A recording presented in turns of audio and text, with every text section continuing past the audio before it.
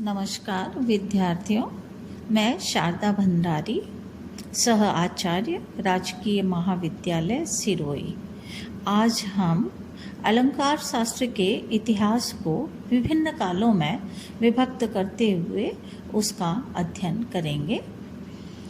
वैदिक साहित्य से लेकर विक्रम से लगभग 500 वर्ष पूर्व पाणिनि के काल तक साहित्य शास्त्र के मौलिक तत्वों का सुंदर समावेश हुआ है, परंतु इस काल में अलंकार शास्त्र के मौलिक तत्वों का पर्याप्त मात्रा में उल्लेख मिलते हुए भी उसका सुश्लिष्ट शास्त्रीय निरूपण प्राप्त नहीं होता है। उसका शास्त्रीय निरूपण मुख्यतः भरत मुनि से प्रारंभ होता है। भरत मुनि का काल प्रायः विक्रम से 2 शताब्दी पूर्व से लेकर 2 शताब्दी बाद तक के बीच में विभिन्न विद्वानों द्वारा नियत किया जाता है। इस प्रकार विक्रम से 2 शताब्दी पूर्व से लेकर 18वीं शताब्दी तक पंडितराज जगन्नाथ, आशाधर भट्ट और अलंकार कौस्तुभकार विश्वेश्वर पंडित तक अलंकार शास्त्र के साहित्य का निर्माण होता रहा है।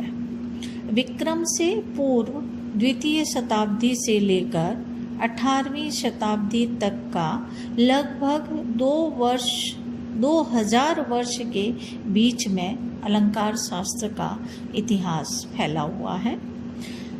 इस काल का विभाजन कई प्रकार से विद्वानों ने किया है।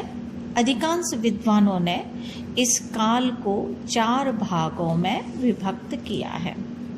पहला काल प्रारंभिक काल, दूसरा काल रचना काल, तीसरा काल निर्णयात्मक काल और चौथा व्याख्या काल।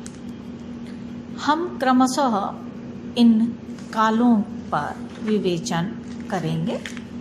सबसे पहला प्रारंभिक काल है। यह अज्ञात काल से प्रारंभ होकर 7वीं शताब्दी के प्रारंभ में भामे तक आता है। इस काल में मुख्य रूप से भरत और भामह ये 2 ही मुख्य आचार्य पाए जाते हैं। भरत का नाट्यशास्त्र ग्रंथ साहित्य शास्त्र का मुख्य ग्रंथ है। उसमें रस और नाटक के सूक्ष्म तत्वों का विवेचन बहुत सुंदर रूप से किया गया है, परंतु वह सब मूलभूत है, बीजभूत है। आगे उसका विस्तार अन्य आचार्यों ने किया है।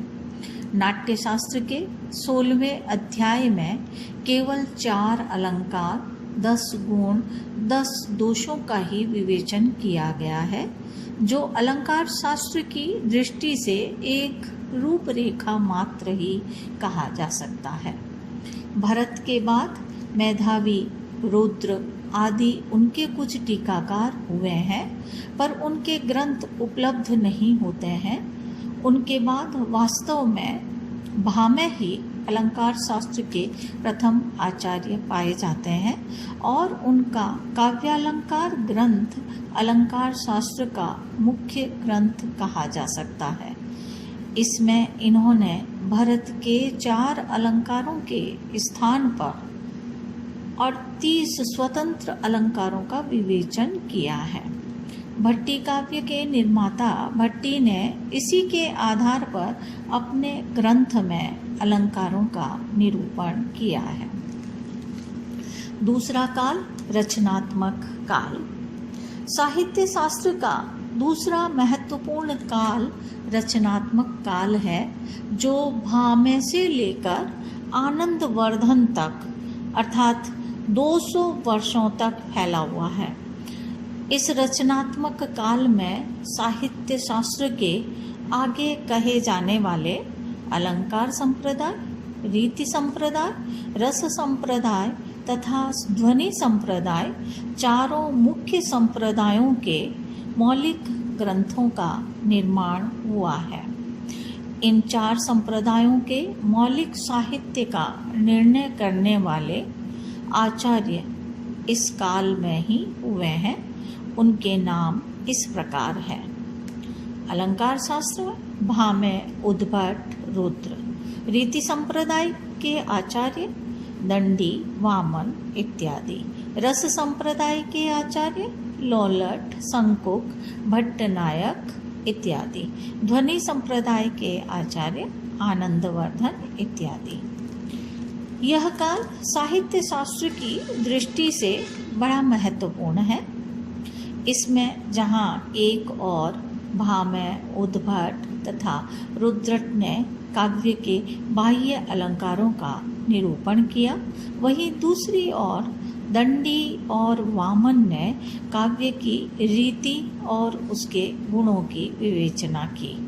भरत नाट्य शास्त्र के प्रसिद्ध रस सूत्र की व्याख्या करने वाले लोलट, संकुक और भट्टनायक आदि ने नाट्य शास्त्र पर टीका लिखकर रस सिद्धांत को स्पष्ट करने का प्रयत्न किया और इसी काल में आनंदवर्धनाचार्य ने अपना ध्वन्यालोक ग्रंथ लिखकर ध्वनि सिद्धांत की स्थापना की।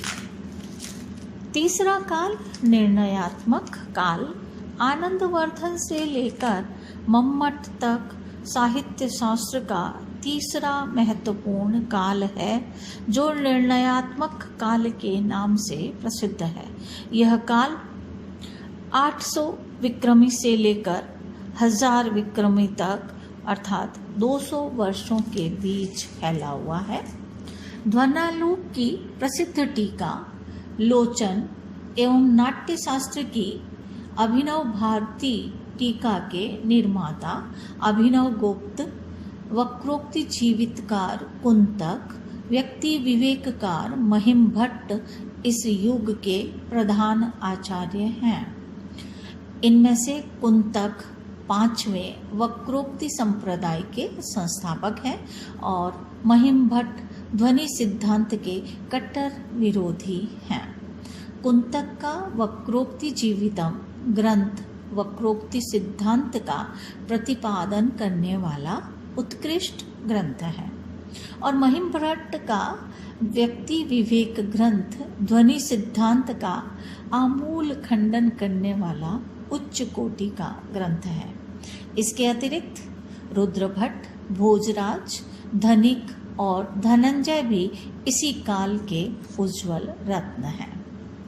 चौथा काल व्याख्या काल साहित्य शास्त्र का चौथा महत्वपूर्ण काल व्याख्या काल के नाम से प्रसिद्ध है, जो मम्मट से लेकर जगन्नाथ विश्वेश्वर पंडित तक अर्थात 1000 विक्रमी से लेकर 1750 तक लगभग 750 वर्षों में फैला हुआ है। ये सबसे लंबा काल है। इसमें अनेक आचार्य हुए, जिनमें हेमचंद्र, विश्वनाथ, जयदेव आदि ने काव्य की सर्वांगपूर्ण विवेचना की है और साहित्य के संपूर्ण विषयों को लेकर अपने ग्रंथों की रचना की है। रुय्यक तथा अप्पय दीक्षित आदि ने केवल अलंकारों के विवेचन में ही अपनी शक्ति का व्यय किया है। शारदा तनय, सिंह भूपाल तथा भानुदत्त आदि ने इस सिद्धांत के विवेचन में श्लाघनीय प्रयत्न किया है। रूप गोस्वामी का सहयोग भी इस काल में श्लाघनीय रहा है। राजशेखर, क्षेमेंद्र, अमरचंद्र आदि ने कवि शिक्षा के विषय पर अपने ग्रंथों का निर्माण किया। इस काल के आचार्यों का वर्गीकरण हम विविध संप्रदायों के अंतर्गत निम्नलिखित प्रकार से कर सकते हैं। ध्वनि संप्रदाय में मम्मट, रुय्यक, विश्वनाथ, हेमचंद्र, विद्याधर, विद्यानाथ, जयदेव तथा अप्पय दीक्षित आदि। रस संप्रदाय में शारदा तनय, सिंह भूपाल, भानुदत्त, रूप गोस्वामी आदि। कवि शिक्षा के आचार्य राजशेखर, क्षेमेंद्र, हरिसिंह, अमरचंद्र, देवेश्वर आदि। अलंकार संप्रदाय के आचार्य पंडित राज जगन्नाथ, विश्वेश्वर पंडित आदि। आज हमने इस प्रकार से